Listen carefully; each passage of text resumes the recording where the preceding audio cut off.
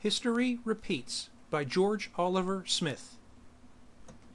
There are, and very probably always will be, some terrestrials who can't, and for that matter don't want, to call their souls their own. Xanabar lays across the spiral arm, a sprawling sphere of influence, vast, mighty, solid at the core. Only the far-flung boundary shows the slight ebb and flow of contingent cultures that may win a system or two today and lose them back tomorrow or 100 years from now. Xanabar is a trading post of the galaxy, for only Xanabar is strong enough to stand over the trading table when belligerents meet and offer to take them both at once if they do not sheath their swords. For this service, Xanabar assesses her percentage. Therefore Xanabar is rich. Her riches buy her mercenaries to enforce her doctrines. Therefore Xanabar is rotten at the undercore, for mercenaries have no god but gold. The clatter of 100 tongues mingled with the clink of glasses and floated through strata of smoke from burning weeds of 100 planets. From one of the tables, voices rise in mild disagreement. There is a jeering laugh from one side and a roar of anger from the other. Two men rise and face one another, ready to follow their insults with violence. Before the eruption can start, a mercenary steps forward on lithe feet and lightly catches the back-swung arm. A quick hand removes the poised glass before it can be thrown into the adversary's face. "Sit," says the mercenary in a cold voice, and they sit, still glaring at one another. "Now," says the mercenary, "settle your differences by talk, or depart in opposite directions. This is Xanabar." "He lies! He brags!" "I do not lie. They are barbarians. I do not brag. I can bring you one." "You?" "A wager," said the mercenary. "A wager. Xanabar can take no tax in blood. He faces one. You claim you can do that which he says you cannot. Then, not waiting for a reply, he faces the other. And if he does, how much are you willing to pay?" "How much is his life worth?"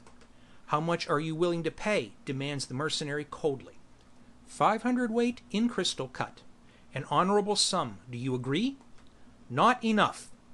"For a task as easy as you claim it to be," said the mercenary, 500 weight of crystal cut seems honorable.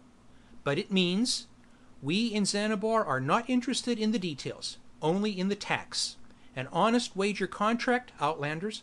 Otherwise I rule that your eruption here disturbed the peace. The two Outlanders look at one another. Schoolboys caught fighting in the alley by a monitor who demands a bite of their apple in lieu of a visit to the principal. As if loath to touch one another, they reach forward hesitantly and handshake in a quick, light grip. "Good," glows the mercenary. He waves a hand and his fellows converge with a contract platen and etching stylus. "Now, gentlemen, please state the terms for Xanabar." Peter Hawley strolled down a side street with a dog at his heel. It was a dog of many breeds, but not a mixture of careless parentage. Peter paused at a cross street and looked uncertainly to left and right. "What do you make, Beauregard?" "The noble dog says right," replied Beauregard. "Right," said Peter, turning up the street, "and stop this noble dog routine." "Man is dog's best friend," said Beauregard. "If you called me something sensible, I wouldn't have looked it up. There is a statue to me in the Okefenokee back on Earth. I am the noble dog. Pogo says so." "Easy, Peter," says the dog in a near whisper. "All right, do we play down the chatter?" Beauregard sat, lifted his nose and sniffed. His natural voice gave a faint whine of discontent. "I'm supposed to have a nose," he complained. "This is like trying to smell out a lone mouse in a zoological garden in midsummer." "Why the warning?" asked Peter. "All races smell the same when they're poised for violence," said the dog. "Trouble is that man's smell isn't pointed the way it's going, only where it's coming from." Peter grunted. "Catch any woman smell?" "Just the usual whiff. Stale scent. She was here, she passed this way, but which way?" "We can guess they made it away from the spaceport." "Unless," said the dog, taking another sniff of the air, "they're taking her back to some other spacecraft." Beauregard looked up at Peter. "Do you catch anything?" "Just the usual mingled fright and danger, frantic despair." "Directional?" Peter shook his head. No, he said. The source is too close. Let's stroll up this street to the end and come back on the other side, said the dog, quietly. In a saunter they went, alert and poised, a man and his dog from all appearances. But in Xanabar, the principal city of Xanabar, the Empire, they were huntsman and companion. Like all cities of more than 10 million souls, Xanabar had its glistening and lofty area and its slums, and what could have been a waterfront region in a seafaring city. The conditions were the same as they'd been everywhere for a few decades of thousands of years. Only the technology changes. Man's cave is stainless steel and synthetic plastic. The cave's man is swinging a better axe, and his hide is protected from the weather by stuff far more durable than his own skin. But he's the same man with the same hackles. They just rise for a few more thousand reasons than the hackles of his ancestors. Got it, said Beauregard, coming to a brief point at a closed door. Let's go in. Beauregard's reply was a half snarl and half, "Look out." Peter whirled to catch a glimpse of a man upon him with a pencil ray coming to point. He faded down and towards the other, almost in a fall out of the path of the pencil ray that flicked on and began a sweep upward and in. Peter caught his balance at the same time he clutched the wrist in his right hand. Then he went on down, around, and over, rising on his knee to flip the other man heels high in an arc that ended with a full-length, spine-thudding body smash on the pavement. Beauregard leaped in and slashed at the hand clutching the pencil ray, snapped his head back and forth thrice, and sent the weapon flying.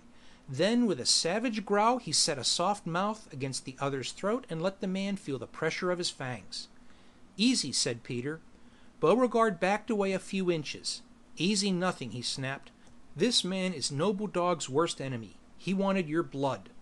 "Take it easy. I want his information." The man looked up. "Barbarian terrestrial," he snarled. Peter sneered. "And this is the capital city of the glorious civilization called Xanabar. Marble palaces with nobles of blood and stinking alley with human rats. Where is she?" The stranger spat. "Beauregard, want some red meat?" "He'd make me up, Chuck. Only rodents eat their own kind." "Just a bite?" "Do I have to swallow?" "No, just slash." "Wait, barbarian." "Barbarian terrestrial, am I? You were maybe going to invite me for tea and cakes with that pencil ray?" Talk," snapped Peter. "Where is she?" "Who?" "Beauregard." "Yes, boss." "The throat or the other hand?" "All right. For the good it'll do you, she's in there. Go on in, and we'll have the two of you." Beauregard growled. "3 of us. And we might be hard to handle." Peter stood up and hauled the stranger to his feet. His right hand dripped blood from the dog's teeth. Peter looked for and found the pencil ray smashed against the stone front of the building. He cuffed the stranger across the face, turned him around, and pointed him towards the far corner. "I count 3, he said. "If you're not out of sight by 3... "It'll be a pleasure, Peter," said Beauregard. The stranger loped away on a crazy run. As he turned the corner he ran face on to one of the uniformed mercenaries of Xanabar. The mercenary collared the stranger and took a quick inventory of the slashed right hand, the ripped clothing, and adding those to the frightened gallop, he came back with the stranger's left arm held in a backlock. Haughtily he demanded, "What goes on in Xanabar?" Peter eyed the mercenary sourly. "Kidnapping and attempted murder. Who says such lawlessness runs rife in Xanabar? I say so. Peter Hawley of the Extraterrestrial Service. I say so." "You are mistaken, barbarian." "I say so," said Beauregard. "You're an animal." "I am, and so are you." "I'll not be insulted by an animal. I am—" "Take it easy, Beauregard." "Take it easy nothing. This mercenary foot soldier forgets one thing, or maybe he doesn't know about it." "Don't call His Excellency's peacekeepers mercenaries," snapped the mercenary. "Peacekeeper?" chuckled the dog. "Well, listen and become wise. Dog and man, man and dog, have been together for about 500,000 years. Once dog helped man in war and peace, and man gave dog food and shelter. Dog helped man rise above the level of savage, and man has helped dog rise to the level of intelligence. But dog has one advantage. None of us has been intelligent long enough to really believe that dog has a soul. And those of us who do believe that also know that dog's soul is devoted to man. Do you know about dog? Zanabian? Peacekeeper? No. Then don't force me to show you what kind of adversary intelligent dog can be. Mere man is a pushover. Bah! Beauregard loped in a mad circle about the mercenary. His Excellency's peacekeeper turned to stay facing the dog, but found himself turning his back on Peter. He stepped back and to one side and reached for his heavy-duty pencil. The dog gave a low growl of warning and crouched for a leap. He means it, peacekeeper, said Peter Hawley quietly. Draw that pencil and he'll have your hand in ribbons before you can level it. The mercenary drew in his breath. Whistle for help and he'll have your throat. I shall not permit this high-handed... Then stop sounding off and listen to us, snapped Peter. I charge the Empire of Zanzibar with the crime of being indifferent to the welfare of the stranger within her gate. I charge kidnapping and attempted murder, and I charge the latter against the specimen you hold in your hand. An outlander? Does he bring his own law to Zanzibar? If he does, then so do I. I arrest you all for breaking the peace of Zanzibar. Me, too? Asked Beauregard. The mercenary ignored the dog's eager sally. You are armed, terrestrial. So was he. So am I, snarled Beauregard, showing a fine set of white fangs in the most effective gesture. This must cease, thundered the mercenary. You cannot threaten His Excellency's peacekeepers. Beauregard growled. Slip the mercenary a crystal cut, boss. We've got a girl to find. A girl? A terrestrial girl? Asked the mercenary with his eyes opening. The daughter of our envoy to Lonafite, Miss Vanessa Lewis, last reported in her stateroom aboard the terrestrial spacecraft Polaris during landing pattern at Zanzibar Citadel Spaceport. The mercenary said, a work of outlanders, riffraff such as this. Well, snapped Peter Hawley, do His Excellency's peacemakers condone such goings-on? We keep the peace of Zanzibar. Your charge is your word, terrestrial. Terrestrial barbarian, isn't it? I arrest you. Oh, stop it. For 5 weight of crystal cut, can you be bribed to haul that specimen off to jail and let me go about making my own peace with Zanzibar? You accuse me of accepting bribes? You're a mercenary, aren't you? 7 weight of crystal cut. 10. 7, said Peter. 10, said the mercenary, and you have 1 more caper coming. 10, agreed Peter Hawley, and you look the other way when I take the lid off. Still got it, said Beauregard, sniffing at the closed door but keeping one eye on the disappearing mercenary and his prisoner. I've got it, too. Still fright and concern, fear of harm, concern over what happens next. Strong? Definitely, said Peter, closing his eyes and holding his breath. Nothing measurable? Asked the dog after a full minute. No. Too bad I was never introduced to her. I have no idea of her strength of mind. Wait. Another minute went by in personal silence. Peter Hawley's concentration was far too deep to be disturbed by the sounds of the city's spaceport slum by night. The dog backed away from the door and took an alert position to guard Peter while the man was immersed in his own mind. Finally Peter alerted and shook his head sadly. I thought for a moment that she'd caught me. A fleeting thought of rescue or escape, concept of freedom, flight, safety. But wish thinking, not communication. Let's go in. Barge or slink? Asked the dog. Slink. Have it your way, said Beauregard. Outside, the place looked closed. The door was solid, a plastic in imitation of bronze, through which neither light nor sound passed. The windows were dark, but once the door was cracked, the wave of sound came pouring out along the slit of light and filled the street with echo and re-echo. Slink, now, said the dog, so everyone makes mistakes. Inside, a woman leaned over a low counter. Check your say, you can't bring that animal in here. Beauregard said, he isn't bringing me. I'm here because I like it. The woman's eyes bugged. What? Kind? I am man's best friend, the noble dog of barbarian Terra. Yes, but... Oh, said Peter airily, we're looking for a friend. Friend? Who is he? It's a she, and her name is Vanessa Lewis. She ain't here.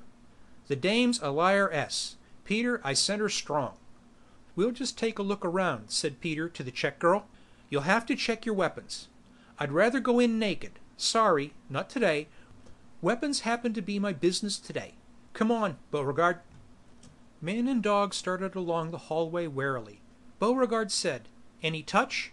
Got a faint impression of alarm. Danger. Call out the guards." "I scent violence," said the dog. And the door at the end of the hallway opened and a big man stepped out. "What's going on here?" he demanded flatly. The check girl said, "He wouldn't check." The big man reached for his hip pocket. Peter said, "Take him high," and they plunged. Peter dove for the man's knees. Beauregard went in a 3-stride lope like an accordion, folding and unfolding, and then arched in a long leap with his snarling fangs aimed at the man's throat. Man and dog hit him low and high before he could open his mouth, before he could free the snub pencil ray. There was a short scrabble that ended when Beauregard lifted the man's head and whammed it down hard against the floor. Weakly the check girl finished her statement, "His weapons," and keeled over in a dead faint. Beauregard shook himself violently and worked his jaws, licking blood from his chops. Peter looked in through the open wall door opposite the check counter. The racket had not been noticed by the roomful of spacemen and riffraff. The babble of 100 tongues still went on amid the clink of glasses and the disturbing strains of Xanabian music. Smoke from 100 semi-noxious weeds lay in strata across the room, and at a table in the far corner 2 men faced one another, their expressions a mixed pair. One held a heavily begrudged admiration as he paid off 500 weight of crystal cut in the legal tender of Xanabar to the other, whose expression was greedy self-confidence. One of His Excellency's peacekeepers presided over the exchange. Coldly he extracted a 50 weight from the pile and folded it into the signed and completed wager contract. For his own coffer he extracted a 5 weight and slipped it into his boot top. Peter Hawley and Beauregard passed on, went through the far door dragging their late adversary ignominiously by the heels. Amid the lessened publicity of the distant hall, Peter checked the man and shrugged. "He may live," he said coldly, "if he doesn't bleed to death." "You really ought to take 'em on the high side," said Beauregard, plaintively. "All I've got is my teeth to grab with. They don't bleed so bad from the ankle." "They don't stay stopped that way either," said Peter harshly. "You'd not be getting any praise from the chief for that sort of brutality. If Xanabar weren't rotten to the core, we wouldn't be plowing through it in the first place. Now let's get going." "Shouldn't you call the rest of the crew?" "Not until I'm certain the girl's here. I'd hate to cut the city-wide search for cold evidence. She's here. I sent her." "Maybe it's past tense, Beauregard, or maybe it's another woman." "Could be, but one thing, it's definitely terrestrial woman." The dog sniffed again. "You get anything?" "No more than before. It's close and they're the same set of impressions, yet any woman would be frantic with fear and concern. Shh." Beauregard's sharp ears lifted instinctively at a distant sound not heard by the man. With a toss of his head, the dog folded one ear back, uncovering the inner shell. Like a sonic direction finder, Beauregard turned his head and listened. "Man," he said finally with a low growling voice, "Peter, there'll be hell to pay around here directly." He stumbled over our recent conquest. "Let's get cutting." Peter started trying doors and peering in. The dog raced on ahead of the man, sniffing deep at the bottom of each. It was the dog that found the room. He called, "Here," and Peter raced forward just as the fellow on the stairs yelled something in his native tongue. Peter hit the door with the heel of his foot and slammed it open by splintering the doorframe. The dog crouched low and poised. Peter slipped in and around, feeling for a light switch. From the inside there was a voiceless whimper of fright, and from the outside and below came the pounding of several sets of heavy feet. Peter found the switch and flooded the room with light. The girl, whether she was Miss Vanessa Lewis or someone else, and kidnap-wise it was still a terrestrial girl, lay trussed on the bed, a patch of surgical tape over her mouth. "Sorry," said Peter in a voice that he hoped was soothing. He reached, freed a corner of the tape, and ripped it off in a single swipe. The girl howled. Peter slapped her lightly. "Stop it," he commanded sharply. "Vanessa Lewis?" "Yes, but—" "Call out the Marines, Peter," snarled the dog. "No. Beau, back." Reluctantly the dog backed into the room. He crouched low, poised to spring, with his nose just beyond the doorframe. "4 of them," he whimpered pleadingly. "I can get 2." "Well, I can't get the other 2 unless I'm lucky," snapped Peter. "Don't be so eager to die for nothing, Beauregard." "All this calculation," grumbled the dog sourly. "I don't call it a loss if I get 2 for 1. I call it a loss if I don't get 4 for nothing, or the whole damned empire of Xanabar for nothing, for that matter. We've got a job to do and it ain't dying, until Miss Lewis is out of this glorious citadel." The girl looked from one to the other. They did not need any identification. They were their own bona fides. Only man, terrestrial man, had intelligent dogs to work beside him. Period. Question closed. Beauregard snarled at the door warningly while Peter stripped surgical tape from wrists and ankles. Outside, someone called, "Come out or we blast." Beauregard snarled, "Come in and we'll cut you to bits." A quick flash of a pencil ray flicked in a lance above the dog's nose. Beauregard snapped back as the lancet of light cut downward, then snapped forward for a quick look outside as the little pencil of danger flickered dark. "Careful, Beau. You call the boys," snapped the dog. "I'll—" Something came twisting forward to hit the doorframe. It dropped just inside the door jamb. Beauregard leaped, snapped at the thing and caught it in midair, snapped his head in a vicious shake and sent it whirling back outside again before it could be identified. The dog sunfished and landed on all four. Then the thing went off with a dull poof outside. There was a gentle flash of quick light that was smothered by a billow of smoke. Beauregard leaped into the cloud and disappeared. There was a hoarse shriek and a mad scramble of dog claws on the hard floor, the sound of a heavy thud, and the angry snarl of a dog with its teeth fastened into something soft. Then there was the fast patter of dog feet and Beauregard came around the door on a dead run, sliding sidewise to caroom off the open door into safety just as a pencil ray flicked to follow him. "Got him," said the dog in a satisfied tone. "That's one." He took his post by the door frame again, the tip of his nose just outside. There was a consultation out there in the hallway, at which Beauregard called, "Make a wild rush for us." Miss Lewis said, "What are we going to do?" "Fight it out," said Peter. "They can't win so long as we're alive now. I've got my crew on its way in a dead run, and if we make enough noise, some of His Excellency's peacemakers will step in and demand their cut of the finances." He grinned. "How much are you worth, Miss Lewis?" She shuddered. "I don't know how much my father would pay." "Hit 'em low, Peter," came Beauregard's snarl. Three of them came in aslant, bounced shoulders against the open door, caught their bearings, and hell was out for noon. Beauregard caught the first with a slash at the throat. They went down in a mad whirl of dog and thug, paws, tail, arms, legs, and a spurt of blood. The second flicked his pencil ray at Peter. Its capsule charge faded to a mere sting before it cut into him. The third aimed a kick at the struggling dog. Vanessa Lewis snatched a box from the bureau and hurled it at the second. Peter thumbed his pencil ray and winged the third man in the biceps. Beauregard leaped for the second man's gun hand and closed on it as the hurled box opened and scattershotted his face with bric-a-brac. The man with the bloody throat flailed out and caught Peter by the ankle. Peter stomped his face with the other heel. Miss Lewis picked up the table lamp and with a single motion turned off the light and finished felling the one with the ray-burned shoulder. Beauregard dropped from the second man's wrist and crouched to spring. The man cowered back, his good arm covering his throat and his other arm hanging limp. He mouthed fright noises in some tongue native to some star 1,000 light-years across the galaxy. Coldly, Peter stepped forward and belted him in the plexus. "Now," he said calmly, "we shall vacate the premises." They went side by side, facing slightly outward, Beauregard between them and slightly ahead. "We're coming out," called the dog. "3 barbarians from Terra." Down on the dark street they met their mercenary again. He eyed them sourly. "I see you were, in a sense, successful." Peter Hawley faced the mercenary. "We were successful, and would you like to make something of it?" "I'm going to have to arrest you, you know." "You'll lose an arm trying," snapped the dog. "There's murder been committed tonight," said His Excellency's peacemaker. "The peace of Xanabar has been disturbed." "Why, you chiseling crook, there's been kidnapping tonight and—" "I'm afraid that I shall have to ask that the young lady produce her passport," said the mercenary. "Otherwise she's in Xanabar Citadel illegally."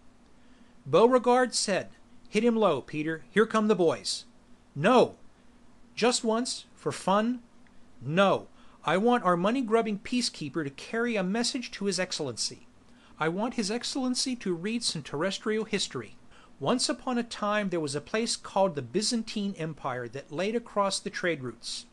The upper crust of the people used to serve the presence of God in a golden throne, whilst their underlings dealt in human slaves and procured comely concubines for their emperor.